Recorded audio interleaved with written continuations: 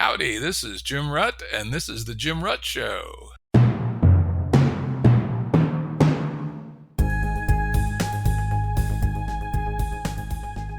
This is a Currents episode. Currents are shorter and less heavily produced than our full-length episodes and generally focus on a single topic. As always, references to online resources mentioned in the episode will be available on the episode page at jimruttshow.com. It's somewhat annoying, but a fact of the podcasting ecosystem that getting good ratings increases our visibility on the podcast apps. And that helps us build audience, which helps us continue to get the great guests that we have on the show.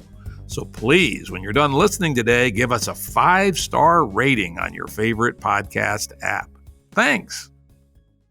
Today's guest is Simon DeDeo. Simon is assistant professor at Carnegie Mellon University in the Department of Social and Decision Sciences. There he directs the Laboratory for Social Minds. He is also a member of the external faculty at the Santa Fe Institute. And, unless he wins a Nobel Prize, certainly a possibility, perhaps he'll be best known as the first guest on The Jim Rutt Show. Yep, Simon was EP1. I didn't know what the hell I was doing, but thanks to Simon, it turned out to be a classic nonetheless. Check it out. Welcome, Simon.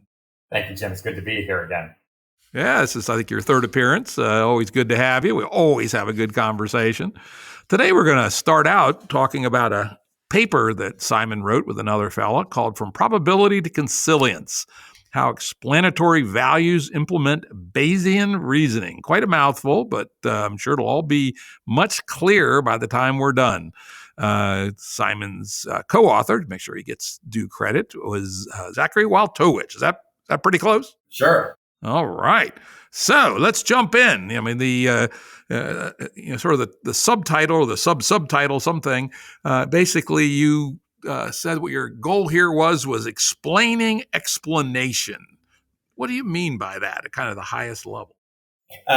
Zach and I, both of us, and I should say Zach's a graduate student, right? So this is him building his career. It's very exciting to see. We have both been enchanted by, excited by, certainly interested in machine learning, right? The use of AI to get things done perhaps in a more efficient way, in a fairer way, one hopes.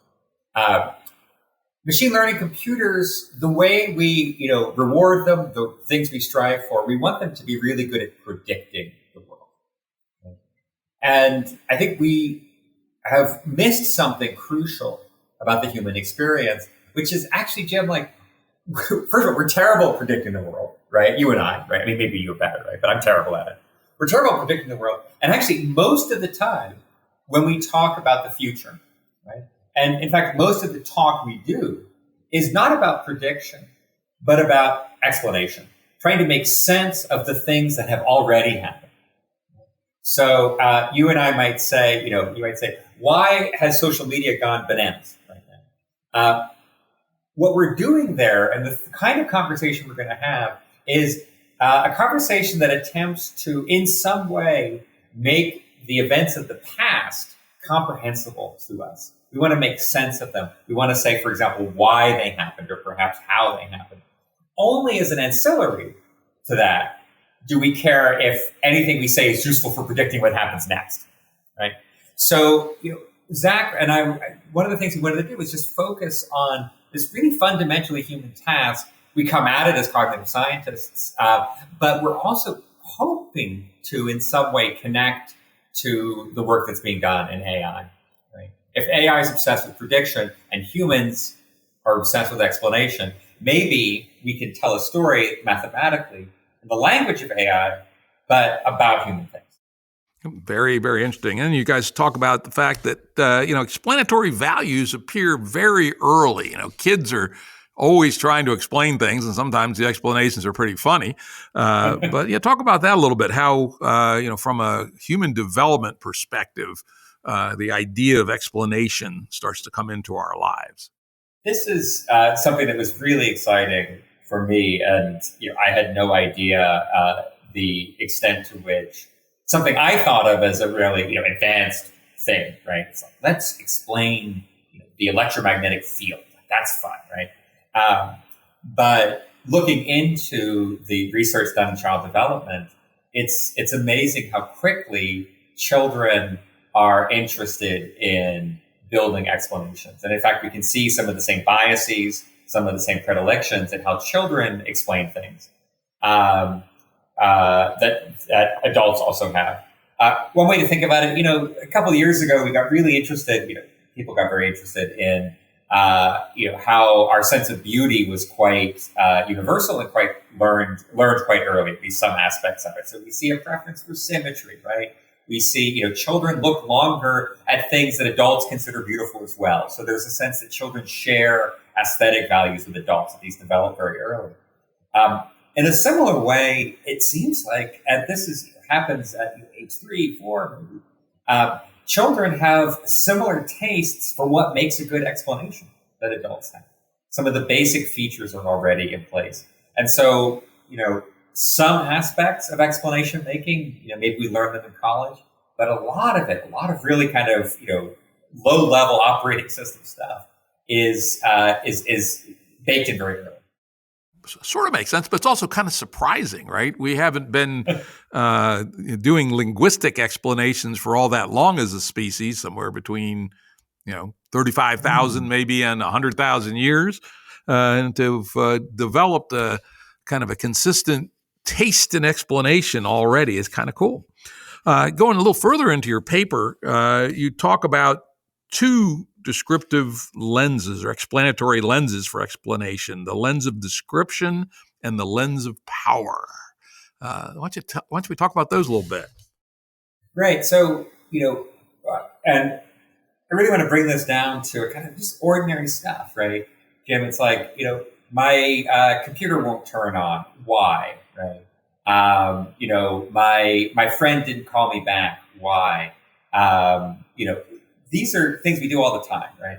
And one of the first points you make in this paper is that you always have two things in play. Right? You have, on the one hand, you have what the explanation does for the data you have to hand, right? So, my friend, didn't ring. Okay, one piece of data might be, is he, chronically forgetful?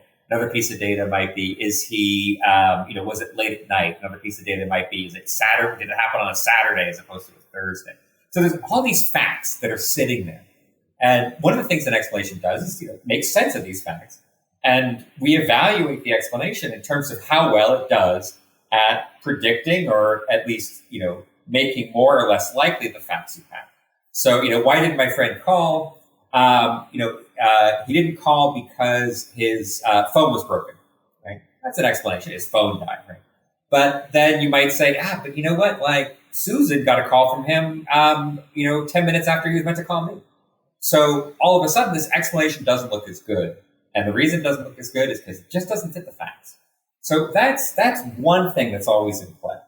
And that's the descriptive lens. Exactly. That's, description is part of that.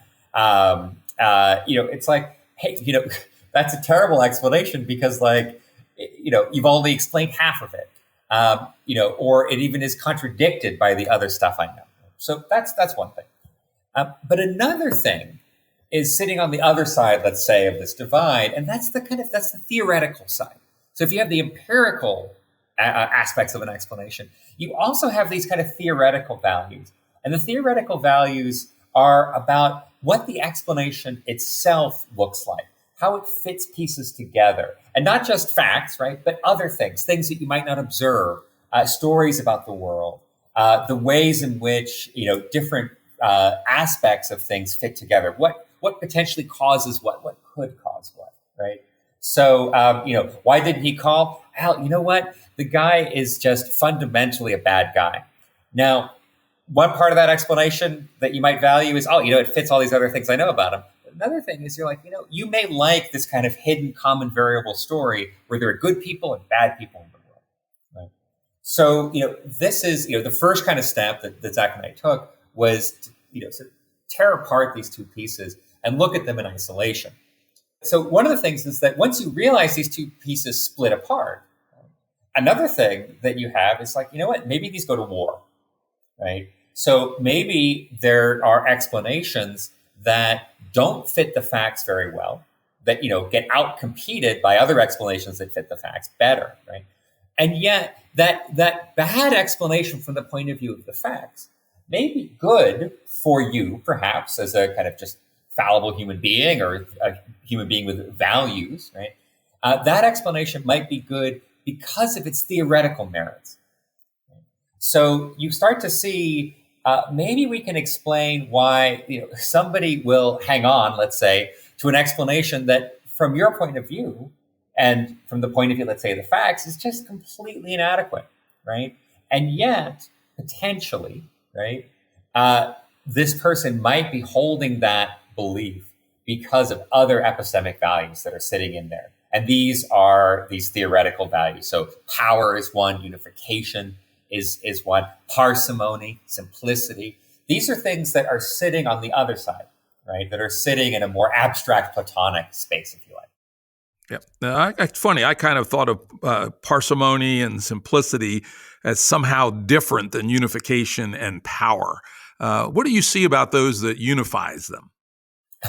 Right. I mean, what you've done there, Jim, and this is something that Zach and I had all the time, which is really funny, is obviously this paper, right, is about explaining explanation. So hopefully, right, we can make sense of our own paper in our own framework, right? One would hope. Right? Yeah. And I had a wonderful conversation with a group in the philosophy of science department at the University of Pittsburgh. This was pointed out, right? The unification is a really fun value.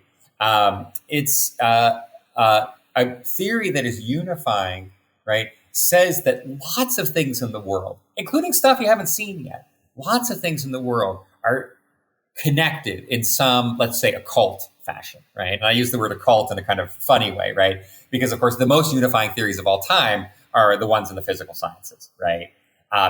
The Higgs boson, right? The story of quantum electrodynamics, right?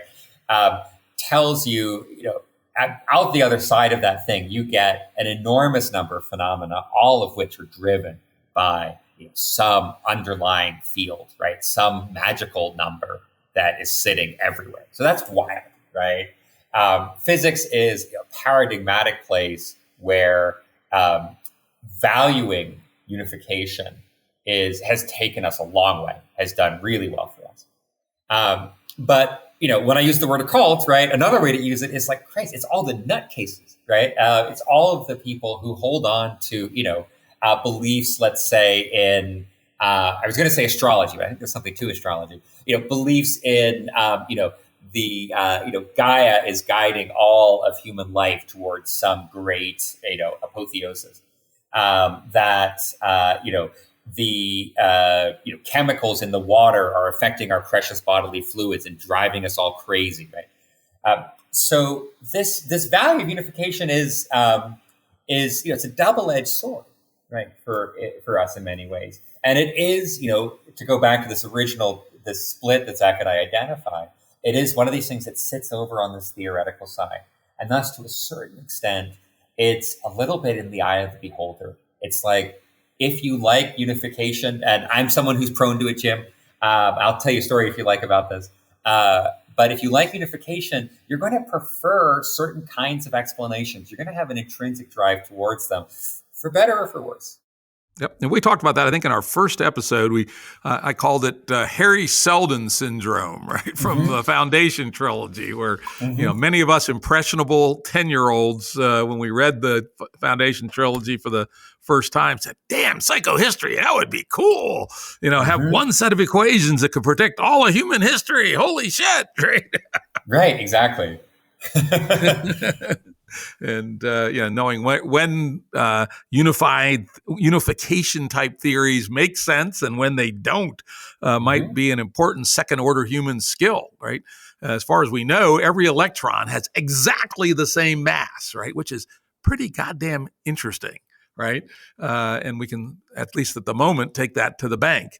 And yet, other unification theories, all the world governments are controlled by reptilian humanoids from Tau Ceti. Right.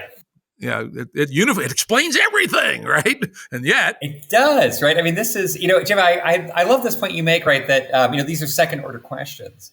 And I think, and I won't speak for Zach on this, but one thing I think is, maybe a question for us, let's say as a species going forward, is, can we get better at these second order questions, right? Can we start having conversations, not just about explanations, right? But also about the principles upon which we accept and reject them. This is something at the Santa Fe Institute when I first showed up.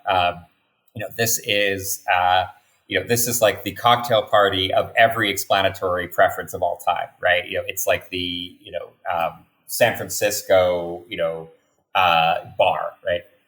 Mos Eisley Cantina, where the physicist shows up, right? And for them, the more a theory is unifying the phenomena, the better the theory is. And I remember a wonderful talk given by David Pines, who's no longer with us.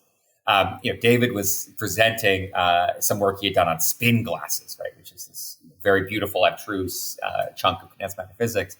And he's going on, and half this room is just peeing themselves. We love it. And this biologist raises his hand, and the biologist is David Krakauer, who so maybe he's wrong called just a biologist. But David raises his hand and he says, Professor Pines, David Pines, is there anything your theory cannot explain? and David says, the speaker David Pines says, no, isn't this wonderful, right? And for him, right, this is a sign of a good explanation, right? But for many people in the room, certainly biologists, right, this is a sign you've gone off the deep end, because life is a complicated thing. It's messy, it's genealogical, it's evolved, it has histories. The tape gets run only once, and so that a theory that is too unifying is probably off the walls. It's probably missing something. And we got used to this very quickly at the Institute of saying, okay, let's have a second order debate for a moment. Let's put aside whether or not we can explain, the collapse of this, Aztec civilization. Let's go over to the non-collapse. Right? Let's go over to, how do you as an anthropologist value these things? How do you as a, let's say, sociologist value these things? As a mathematical physicist value these things? As an information theorist, game theorist? And all of these people are bringing different kinds of second order values to the table. That's great. It's a lot of fun. What I wonder is if we might benefit from having that conversation on a much broader scale. If this is the conversation we might have, let's say, in the university. Students go to university, they major in a subject. I see this at CMU, great, right? But at the same time, we train students to see the world a certain way. So when I teach a class and I have computer scientists and social scientists, psychologists in the room as undergraduates, you can just see, right? They've been trained into a certain set of explanatory values, and the clashes are amazing to see, right? The ways in which they struggle, often very successfully, to say, it's not that my explanation, it's not that this person is not valuing my explanation because it doesn't fit the facts. It's because they have a fundamentally different aesthetic for what explanation should look like. Yeah, we know what that reminds me of. There's all this debate about what the freshman distributive courses should be. I got a proposal for you. Maybe you should propose it to the head honcho there at Carnegie Mellon. How about a first semester freshman course on how to use many lenses? Right. And have people come in from each discipline and attempt to distill in 1 hour. What lens is it that is the principal lens in their work? And maybe have a reading to go with it for the next time. So maybe it's two classes per lens. One a discourse on the lens by the practitioner, and then some readings. And then a guy comes back and has the students say, "How did you see this reading through my lens?" Wouldn't that be interesting? Obviously, Jim, this being Carnegie Mellon, right? We are miles ahead of the game, and we're on this. We run seminars here, discussion seminars. One of the ones that I did not participate in, but I would love to have been in, was a historian, if I understand correctly, and an epidemiologist talking about the Black Death, the bubonic plague in the 17th century and 16th, 17th century in Europe. And the way a historian talks about and attempts to explain that, the way an epidemiologist talks about and attempts to explain that, they're complementary. But at this second order, you also start to get a sense of what makes a good historical explanation, before you even get to the data, before you even get to the archive, right? What does a historian value and what does an epidemiologist value? That kind of stuff is, you could overdo it, right? You could make everybody they all have second order opinions, but no first order abilities, right? You obviously want students to get really good at, let's say, running a set of equations forward, or let's say, understanding system 1 and system 2 in psychology. You want them to have the first order explanatory powers, but you also, I think, maybe this happens freshman year, and then maybe you come back to it senior year, you wrap all the way back around on the torus to reflect upon the last 4 years, the explanatory values you got really good at, and the ones that you might have neglected or in fact even been trained out of. Mm-hmm. Yeah, that's even more interesting. And then sort of the second, or is it the third order, which is the discernment to know what lens to use in which situation. Well, right? Wouldn't we love that, right? We have 8 different selves, and we know the right self to pick at any point in time. A big chunk of this as metacognition, right? Not just knowing things, not even just knowing what you know, but having some awareness or some ability to understand the ways in which you came to know something. That knowing and here and for Zach and I, right, in this paper, knowing is explaining. It's one part of knowing, right? But that's the page we're on.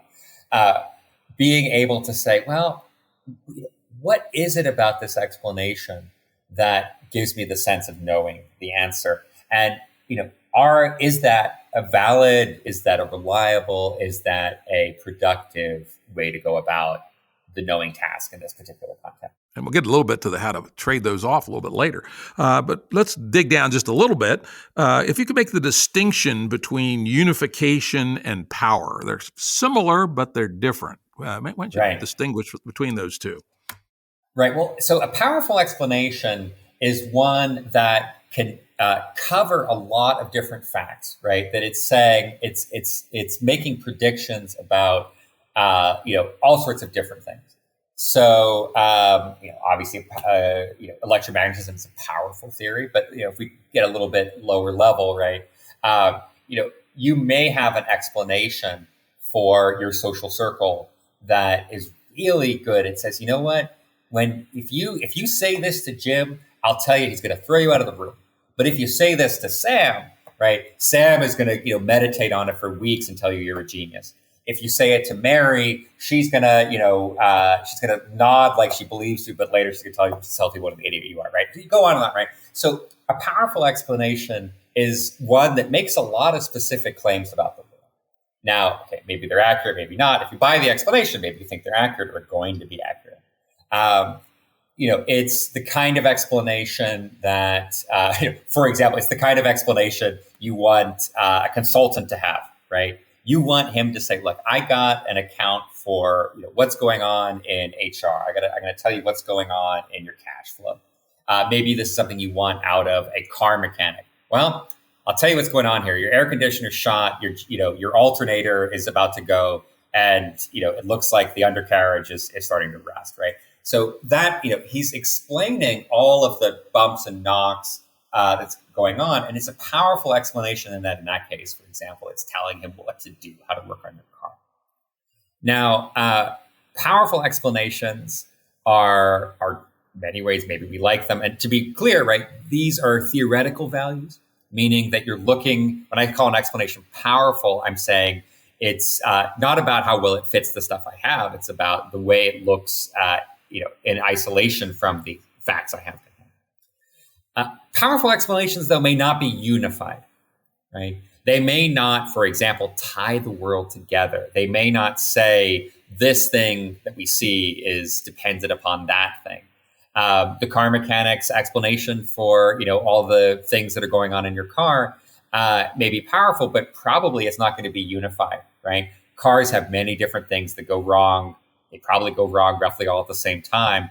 but the underlying cause of them is not correlated, right? What caused the alternator to go bad is, the plastic on the insulation started to, fragment, right, to fracture. What caused the undercarriage to rust is that, you parked it on the coast. So unification, right, is separate value.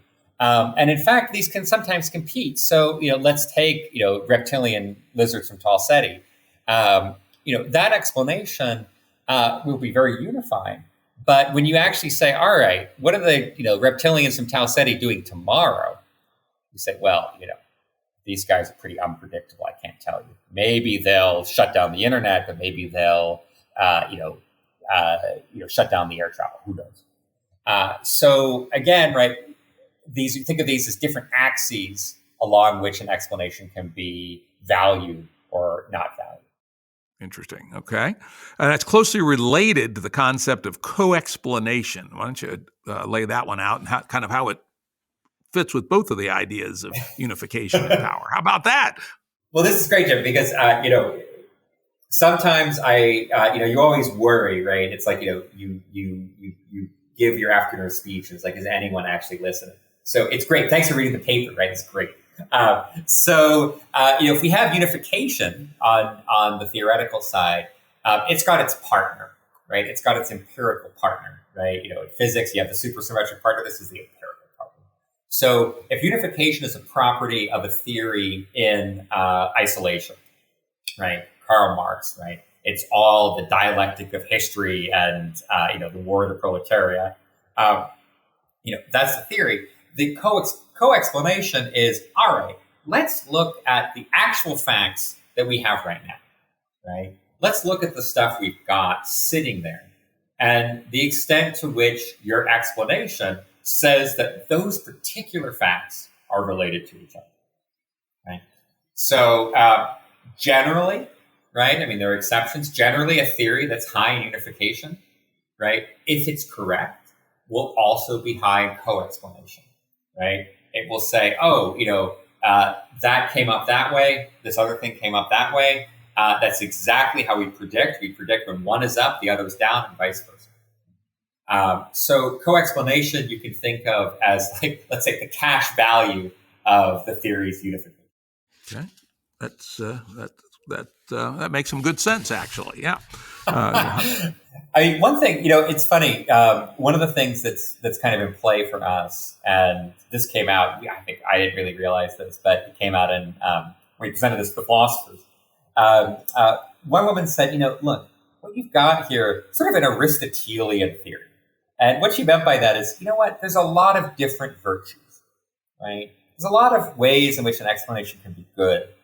And, the key here is moderation, right? You don't want to be a coward, right? But neither do you want to be foolhardy. And courage, the virtue of courage, is somewhere in between, right? You don't want to be somebody for whom the world is just a bunch of disconnected, fuzz, right? But you also don't want to be the person who believes that aliens from Tau Ceti are controlling everything, right? You don't want to be somebody who forgets about unification, who says it's not a value, right? Neither do you want to be a person addicted to unification. You want to be somewhere in the middle. You should value it. And the real challenge here, and again, look, I'm not an Aristotelian, right? But I was told we came up with an Aristotelian theory. The virtue here is to value the values correctly, not to overweight, not to go to an extreme, not, for example, to be too enchanted by something like co-explanation. Not to be too obsessed by it, not to be too wowed by it. To value it, but not to go overboard. To not make it the only value. To not make, let's say, an idol out of it. Except suppose it really was reptiles from Tau Ceti. We do have a line in the paper. Sometimes conspiracies are true, and I think that's the case, right? If you will never believe. Right? If you have some, sort of psychic block, or you have some prejudice, you've listened too much to a teacher. If you will never believe that occasionally a small number of people get together in a room and decide something that ends up affecting billions of people, then you're missing out. Like you're missing out on life. You're also missing out on the ability to make sense of the world. Because yes, you know what? Sometimes a small number of people working in secret do actually make things happen. Yeah, it's relatively rare, being someone who actually has worked in the White House, Wall Street, and big corporate America. I can tell you, those people ain't that smart, first. And the old mafia rule, two people can keep a secret as long as one of them's dead, is also a truism. So, while there are very occasional examples of successful conspiracies, kind of my meta heuristic is those two things. Them people ain't that smart, and they all fucking blab. So, the expected value of a conspiracy is low. Hence, you wouldn't expect to have very many of them. Right. But that's not to say that the number that exists is zero, which is interesting. So now let's turn to another area, and I think this is one I probably fall into using too much. I'm a sucker for the parsimonious, concise, simple explanation. Could you, for our audience, tell what you mean by that, and what both the good and the bad of looking for arguments or shaving with Occam's razor provides when we're thinking about explanation? So parsimony, and it's funny, right? So when we wrote this paper, I can't remember if we actually kept this sentence, but the more Zach and I talked about this killer word, simplicity, right, the more it started to look like a million different things, right? So our line, and the line, I think it's in the paper, is simplicity is complex, right? What simplicity is, we know that this is a value, right? And, just roughly speaking, it's like, it's simple, I love it, right? If you or I were to say, we're debating something, and I said, you know what, Jim? Simply said X, right? When I use that phrase simply said, what I'm really doing is saying X is a good explanation because it's simple, right? I would never say, if I were to say, said in a super complicated way, X, or, to be complicated about it, X, you would think I was criticizing the explanation. But if I said, let's get simple, simply said X, you know that I'm trying to promote it to you. So then the question is, what the hell do we mean, right? What is simplicity, right? One answer, and we have to give some definition. So our definition is, how easy is the explanation to state? Right? But now the word easy is doing all the work, right? Parsimony is an example of simplicity. Parsimony is literally things like count the words. You have more advanced versions like count the number of bytes in the computer program that produces the explanation, right? All sorts of ways into this problem. But simplicity is, to us, it's this kind of value that we get closer and closer to. We can touch it on different edges, but we can never really get right to the center. There's all these different ways that people will look at an explanation and say it's simple. For us, we're still kind of wrestling with exactly what simplicity means. Of course, historically, I think one of the great examples of where the scientific community came to use Occam's razor, simplicity, to make a big leap was the Copernican Revolution. At the time, Copernicus' theory of the sun and the Earth rotating around the sun didn't actually fit the data any better than the Neo-Ptolemaic with its epicycles within epicycles within epicycles, but it was a shitload simpler, right? And so I think people were attracted to the simplicity of the argument as opposed to that time, the very Baroque extensions upon extensions upon extensions of the old Ptolemaic theory to make it continue to predict as well. And then, of course, we got better observations, the development of telescopes soon thereafter, and next thing you know, the problem was resolved. But I think that was a very interesting example where simplicity actually was a big thumb on the scale of people's evolution of thinking about that particular question. I think that's a great example, and in some sense, Jim, the Copernican Revolution is our origin story for simplicity, right? it's this great moment in intellectual history. Now, of course, we overblow this a little bit. Like you talk to any historian of science, they'll cancel you in a minute, right, for the way we're making cartoon here. But let's use the cartoon. That is, it's such a clear case where simplicity is obvious to us and it's the right call, right?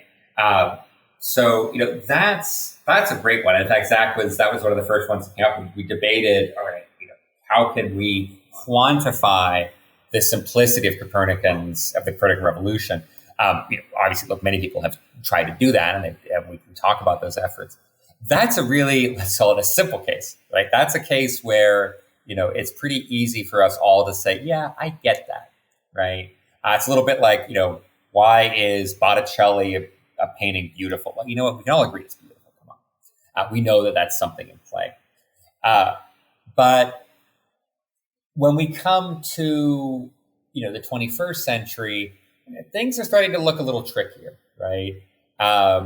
It turns out, let's say, that there are many different ways to quantify simplicity, and that they're sometimes in conflict.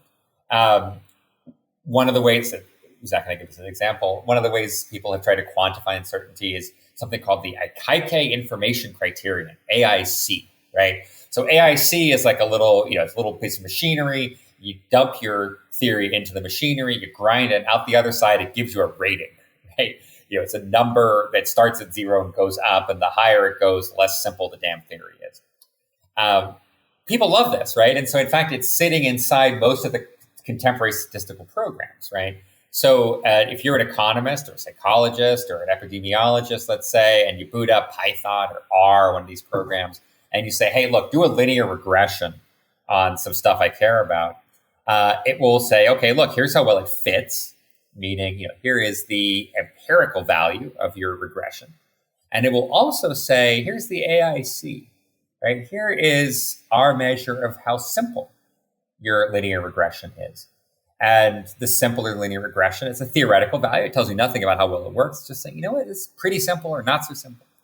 So, that is it's a way to cash out simplicity in a number, and to sort of reliably compare, and reliably meaning not correct, but just gives you the same answer every time, reliably compare relative simplicities. The only question is, that I have, and many people do have, is that the right measure, right? If all of science just switched over to using AIC, would we have solved the simplicity problem, right? And, my sense is, no, God forbid we should ever offload our judgments of simplicity to an algorithm.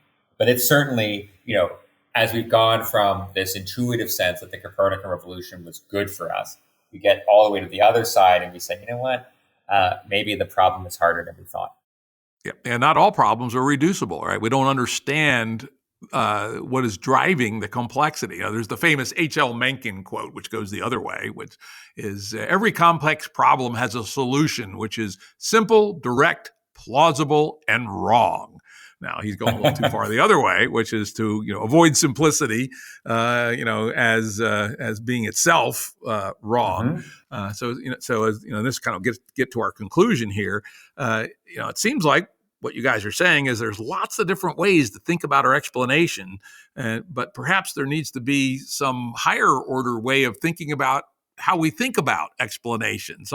With sort of the end of your title, let me pull it back up here. The Bayesian. How do you apply Bayesian reasoning to thinking about these various explanations, and which methods to explain explanations are valid, and even how to make sense of all this? What can you say as kind of closing comments for our audience now that we know that we have lots of different ways of thinking about explanations? How do we think about when and how to use them, and how to evaluate whether our using them is sensible, all that kind of stuff? Well, there's sort of two things that I think this paper, is trying to get people to do. One thing is to give us a better sense of how humans work, right? How the human brain works, how the human mind works. Let's say mind, not brain. We want to know, what are we doing when we explain? What are we doing when we accept or reject an explanation? And, somebody fascinated by the species, right? I want to know that, right? And so this this work here that we're doing is, you might say it's a little bit like figuring out what a human's vital signs are, right? What are the different vital signs of an explanation? What are the ranges in which we think there's health and illness? So that's one piece, right? We want to understand the mind. But there's another piece here, which you might call the engineering side, right? Which is, can this give us a path forward to thinking more clearly and in a better, let's say, second order fashion about how we should be making explanations? So you and I touched upon this a little bit, Jim, in the discussion of education. But if the first part of this work is figuring out the vital signs, the second part of the work is, well, how do we make ourselves healthier? What is health? What are good explanations? If heart rate, if variability of heart rate is a sign of health, right? How do we get people's heart rates to be more variable? Is it exercise? Is it diet? In the same way for the question of explanations, we want to ask, okay, not in a top-down way, not in a authoritarian way, that's not our style, but how can having these axes help us improve, right? Help us get better. Interesting. Yeah, I think that's good. Any final thoughts in the explanation of explanation? There's a lot of stuff we're looking forward to doing, and you and I have touched on this a little bit, Jim.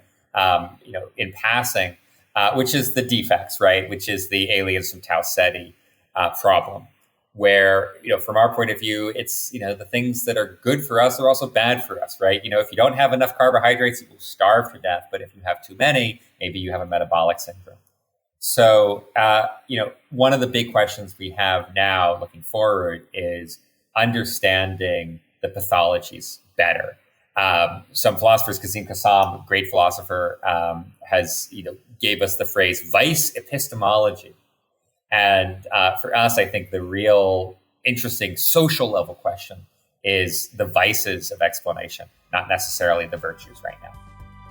Let's wrap her up right there. Thank you, Simon, for a wonderful and interesting and hopefully useful episode. Thank you, Jim. It's wonderful to be here. It's wonderful to be online with you again. And we'll do it again soon. Production services and audio editing by Jared Janes Consulting. Music by Tom Muller at modernspacemusic.com.